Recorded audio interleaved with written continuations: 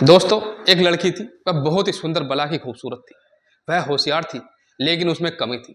वह हमेशा खुद की तुलना दूसरों से किया करती थी। उसके अरमान थे कि मुझे एक ऐसा पति मिले जो सुंदर हो, अमीर हो, ताकि मेरे शौक पूरे करवा सके। लेकिन होता है उसकी सोच के एकदम उल्टा। उसकी शादी हो जाती है एक साधारण से लड़के से जो सामान्य नौकरी करता था। शादी के बाद वह ससुराल आती है। फिर शुरू होता है अनबन, और साल भर बाद ही बात तलाक तक पहुंच जाती है। लेकिन तभी एक घटना घटती है जिसे देखकर वह लड़की अपने इरादे बदल देती है। वह हमेशा हमेशा के लिए कसम खा लेती है साथ ना छोड़ने की। पूरी घटना को आगे जानेंगे विस्तार से। क्या घटना घटी जिसकी वजह से उसने इरादा बदल दिया। वह हमेशा हमेशा के लिए कसम खा लेती है साथ ना छोड़ने की। पूरी घटना को आगे जानेंगे विस्तार से। क्या घटना घटी जिसकी वजह से उसने इरादे को बदल दिया। लेकिन उससे पहले आपसे छोटी सी गुजारिश है कि वीडियो को लाइक करके चैनल को सब्सक्राइब कर लेना और साथ ही बेल आइकन को दबाना, ताकि वीडियो अपलोड होते ही सबसे पहले वीडियो आपको मिले। नमस्कार, सत श्री अकाल दोस्तों, मैं राजकुमार। दोस्तों, आज की सच्ची प्रेम कहानी एक लड़के और एक लड़की के बीच की है। लड़के का नाम आकाश होता है, लड़की का नाम निशा होता है। दोनों की शादी हो जाती है। हालांकि निशा इस शादी के लिए तैयार नहीं थी अभी, लेकिन उसके पिता की बीमारी और माँ के भारी भरकम डायलॉग सुनते सुनते वह ऊब चुकी थी और शादी के लिए हाँ कर देती है। उसके सपने थे कि वह मुझे बहुत सुंदर लड़का मिले, साथ ही अमीर हो, ताकि उसके शौक पूरे करवा सके। लेकिन ऐसा ना होकर साधारण से लड़के आकाश से उसकी शादी हो जाती है। शादी के बाद जब निशा ससुराल आती है, पहली ही रात सुहाग सेज पर रात के समय जब आकाश घर में दाखिल होता है, तभी वह कहती है कि खबरदार, मेरे पास अगर आने की कोशिश की तो अच्छा नहीं होगा। क्या समझकर तुमने मुझसे शादी की? मेरे पिता ने पता नहीं क्या समझा था तुझ में जो तुम्हारे साथ मेरी शादी करती। तब आकाश कहता है, क्या आपके घर वाले आपकी राय नहीं ली शादी के लिए? तब वह लड़की कहती है कि अगर शादी के लिए मेरे से राय लिए होते तो मैं शादी कैंसिल ना कर देती। आकाश कहता है, क्या आपको किसी और से प्यार हुआ है, इस वजह से मना कर रही हो? तब वह कहती है कि तुम लोगों की सोच इतनी घटिया है, इतना ही सोच सकते हो क्या? इसके अलावा और अरमान नहीं हो सकते मेरे? कोई और वजह नहीं हो सकती? फिर वह विनम्रता से बोला, आखिर बताओ क्या बात थी जो तुम शादी के लिए मना कर रही थी? तब उसने कहा कि मैंने जैसी कल्पना की थी पति के बारे में, वैसे आप नहीं हो। ना तो आप में वह रंग है, ना रूप है, ना पैसा है। मैं यह शादी नहीं मानती। पहली ही रात सुहाग सेज पर पत्नी के मुंह से ऐसी बातें सुनकर के आकाश बहुत दुखी होता है। वह लेटे हुए खाली छत को निहार रहा था, सोच रहा था। वह अपनी पत्नी का दिल जीतने की भरकस कोशिश करता है, लेकिन नाकाम रहता है, क्योंकि निशा ने पहले ही सोच रखा था इसको इतना परेशान करना है, इतना परेशान करना है ताकि यह ऊब कर मुझे छोड़ दे। आकाश सोचता है, मेरे माता पिता की नज़रों में मेरी पत्नी की छवि खराब ना हो, इसलिए वह उसे साथ लेकर शहर आ जाता है जहाँ पर उसकी नौकरी करती थी।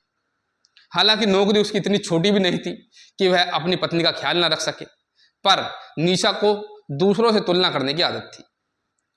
उसका गृहस्थी बर्बाद कर रही थी। नए घर में पहुंचते ही आकाश ने कहा, स्वागत है मैडम आपका नए घर में। ऐसी बात सुनकर निशा किलस जाती है, लेकिन वह कुछ नहीं कर पाता और आकाश हमेशा हंसकर टाल देता था। अगले दिन आकाश ने जगाते हुए निशा को कहा, निशा उठो जल्दी, मुझे नाश्ता बना दो, मुझे देर हो रही है ड्यूटी जाने के लिए। वह कहती है, मुझे नाश्ता वगैरह नहीं बनाना, जो करना है तुम खुद कर लो, सोने दो मुझे। आकाश कहता है, अच्छा बताओ तुम्हें क्या पसंद है, मैं तुम्हारी पसंद का नाश्ता खुद बना कर देता हूँ। तब वह कहती है, मुझे जहर पसंद है, बनाओगे? इस पर आकाश कहता है, यह तो मुझे बनाना नहीं आता, इसके लिए तो तुम्हें खुद ही मेहनत करनी पड़ेगी। इतना बोलकर आकाश हंसता हुआ किचन में चला जाता है, नाश्ता तैयार करता है। नाश्ता तैयार करने के बाद अपना टिफ़िन पैक करता है और ड्यूटी पर जब जाने लगता है तो उससे पहले निशा के कमरे में जाता है और जल्दी से उसका माथा चूम लेता है प्यार से। यह सब इतने जल्दी हुआ कि निशा को समझ ही नहीं पाती है और वह फिर बाय बाय करके चला जाता है। लेकिन निशा के दिल में एक हलचल सी उठने लगी। थोड़ी देर में निशा जब उठकर बाहर आती है तो टेबल पर नाश्ता रखा होता है और चिट्ठी एक वहाँ पर टेबल पर रखी थी। वह नाश्ता करते हुए चिट्ठी खोलकर पढ़ने लगती है तो उसमें लिखा था, अब सोकर उठ गई हो, न तकिया के नीचे कुछ पैसे रखे हैं, तुम्हें बोर होने की जरूरत नहीं है, वह पैसे ले लो और बाहर जाओ, घूमो, टहलो, शॉपिंग कर लो, मैं शाम को जल्दी घर जाऊंगा, तुम्हारा आकाश। चिट्ठी पढ़कर निशा एक मुस्कान के साथ नाश्ता करती है, फिर उसके बाद चली जाती है नज़दीक के मॉल में। घूमने के लिए। लेकिन वहाँ पर इत्तेफाक से उसकी मुलाकात उसकी एक बचपन की सहेली रूपा से हो जाती है। रूपा को देखते ही निशा की खुशी का ठिकाना नहीं होता, लेकिन ये सारी खुशी थोड़ी देर में चूर हो जाती है जब देखती है कि निशा के पास महंगी गाड़ी, महंगी साड़ी, महंगी ज्वेलरी है। रूपा ने निशा को गले लगाते हुए कहा कि हाय कैसी हो। उसने दबे मन से कहा कि मैं ठीक हूँ। थोड़ी देर में रूपा का पति आ जाता है। तब वह अपनी पत्नी रूपा से कहता है कि अपनी सहेली से मुझे नहीं मिलवाओगी क्या। इस पर रूपा निशा से कहती है कि निशा, यह मेरे पति हैं। उसे देखकर तो निशा को और भी जलन होने लगती है। वह कल्पना करती है जैसा मैंने चाहा था पति मिले, अमीर हो, वैसे हो, मुझे ना मिलकर यह सब कुछ इसे मिला। ऐसा सोचकर वह अपने पति आकाश से नफरत करने लगती है, ईर्ष्या करने लगती है। थोड़ी देर में बातचीत के बाद रूपा का पति रूपा को लेकर निशा के सामने ही एक ज्वेलरी शॉप पर जाता है। वहाँ पर उसे एक सोने की चैन खरीदता है। यह सब तो देखकर निशा को और भी जलन होने लगती है। वह सोचती है एक रूपा है, उसके भी क्या दिन है, क्या ठाठ है, और एक मैं हूँ जो कि मेरे पति ने 1000 रुपये दिए हैं और कहा है कि शॉपिंग कर लो। वह दंदनाती हुई सीधा घर आती है और घर का सारा सामान गुस्से में इधर उधर फेंक देती है और मुंह फुलाकर खिड़की के पास जाकर बैठ जाती है। थोड़ी देर में आकाश आता है। वह उसे लाल साड़ी में देखकर बहुत खुश होता है। उसका दिल मचल उठता है। वह निशा को पीछे से जाकर पकड़कर उसके बालों में एक फूलों का गजरा लगा देता है और शीशे के सामने ले जाकर कहता है कि देखो कितनी सुंदर लग रही हो। लेकिन निशा वह गजरा निकालकर बालों से कूड़े में फेंक देती है और कहती है कि तुम्हारी बस यही औकात है, यही लाए हो मेरे लिए। पत्नी के मुंह से ऐसी बातें आकाश का सीना छलनी कर देती हैं, लेकिन फिर भी वह मलाल नहीं करता। वह अपने दोनों हाथों से निशा का चेहरा पकड़कर प्यार से बोला, आखिर तुम मेरे साथ निशा ऐसा क्यों करती हो? मेरी क्या गलती है? मैं तुमसे बहुत प्यार करता हूँ, प्लीज़ तुम मेरे साथ ऐसा बर्ताव मत करो। मुझे अपने दिल में थोड़ी सी जगह दे दो, मैं तुम्हारी खुशियों के लिए दिन रात एक कर दूंगा। जो तुम्हें चाहिए वो मैं ला कर दूंगा। लेकिन निशा का दिल नहीं पसीजता।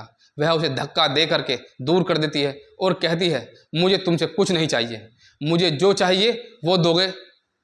वह आकाश कहता है कि क्या? तब वह कहती है मुझे तलाक चाहिए, मेरा दम घुटता है इस घर में। आकाश रोने लगता है, बहुत दुखी हो जाता है। उसकी आंखों से आंसुओं की धारा बहने लगती है। वह कहता है कि अगर तुम्हारी यही इच्छा है तो ठीक है। ऐसा ही बोलकर वह बाहर चला जाता है। फिर दूसरे दिन आकर कहता है मैं तलाक के पेपर जल्द ही तैयार करवाता हूँ, तुम दुखी ना हो। ऐसे ही अनबन में समय बीत रहा था। अब पति पत्नी दोनों एक दूसरे से बहुत कम बातें करते हैं, जरूरत के हिसाब से। आकाश निशा से बात करता है और निशा भी बात करने का आकाश से प्रयास नहीं करती। सुबह जल्दी ड्यूटी पर जाना, शाम को देर से आना अब डेली का रूटीन हो गया था। ऐसी ही एक दिन निशा घर के बाहर मार्केट जाती है। तभी उसकी नज़र पड़ती है रूपा के पति पर।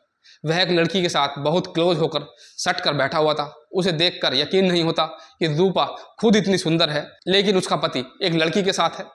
उसका दिमाग काम करना बंद कर देता है। वह सोचने लगती है, वापस घर आती है, शाम को जब सोने लगती है, लेकिन बिस्तर पर उसे नींद नहीं आती।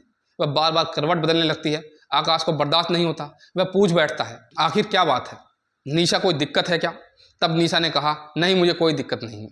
यह पहली बार था जब आकाश ने अपनी पत्नी के मुंह से सीधा सा जवाब सुना। वह खुश हो जाता है। सुबह ड्यूटी पर आकाश चला जाता है। तब निशा सोचती है कि मुझे यह बात जाकर अपनी सहेली से बतानी चाहिए। रूपा के घर का पता होता है निशा को, तो वह वहाँ पर चली जाती है। रूपा के घर पर रास्ते में एक गिफ्ट वगैरह कुछ खरीद लेती है। सहेली के पास खाली हाथ जाना नहीं चाहिए।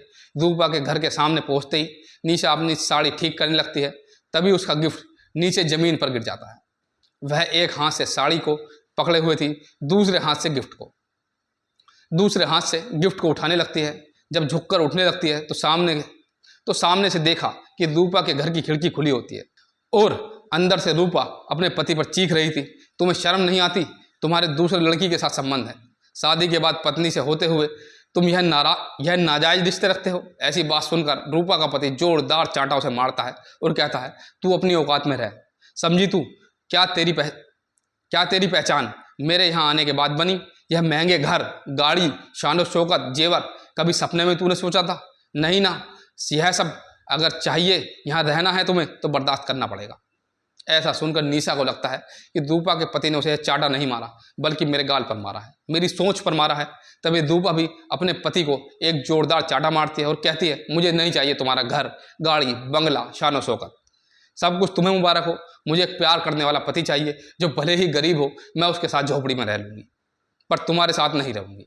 ऐसा बोलकर वह उसके घर से निकल जाती है और निशा भी चुपचाप दबे पांव वहां से वापस अपने घर पर आ जाती है। रास्ते में आते हुए उसके दिमाग में सैकड़ों विचार आ रहे थे।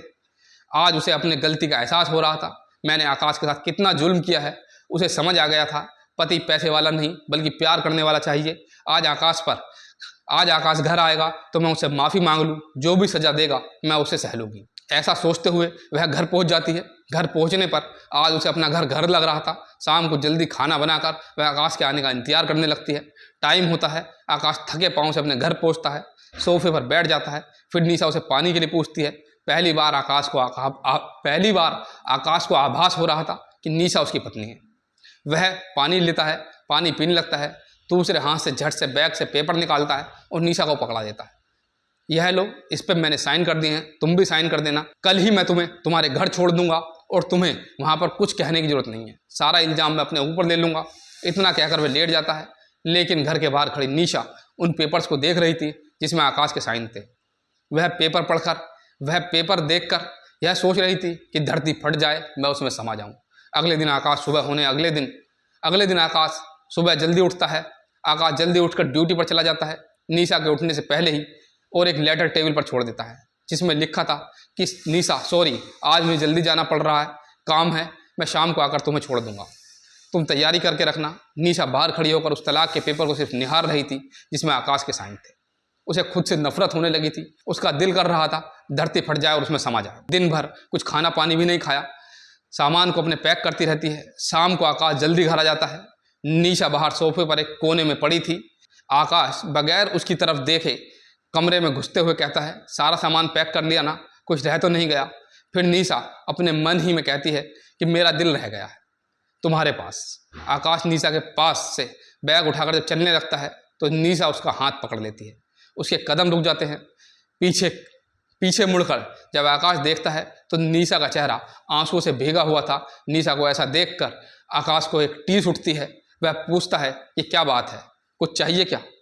इतना सुनकर निशा का सब्र का बांध टूट जाता है। वह रोते हुए उसे सीने से लिपट जाती है और कहती है, मुझे माफ़ कर दो प्लीज़, मुझसे बहुत बड़ी गलती हो गई, मुझे समझने में इतनी देर लग गई। आज मुझे पता चल गया कि जीवन में पैसे से ज़्यादा भी कुछ है और वह है प्यार। मुझे एक मौका दो, मुझे तलाक नहीं चाहिए। आकाश भी रोते हुए निशा को अपने गले से, अपने सीने से लगा लेता है और कहता है, फिर तो मुझे कभी छोड़कर नहीं जाओगी ना, वरना मैं मर जाऊंगा। तब निशा कहती है कि खबरदार अगर ऐसी बात की तो। आकाश उसको एक टक देख रहा था। निशा भी शर्मा कर अपनी पलकें झुका लेती है और फिर दोनों एक होकर हंसी खुशी अपनी ज़िंदगी व्यतीत करने लगते हैं। दोस्तों, पति पत्नी की यह प्रेम कहानी आपको कैसी लगी कमेंट में अपनी प्रतिक्रिया जरूर दीजिएगा।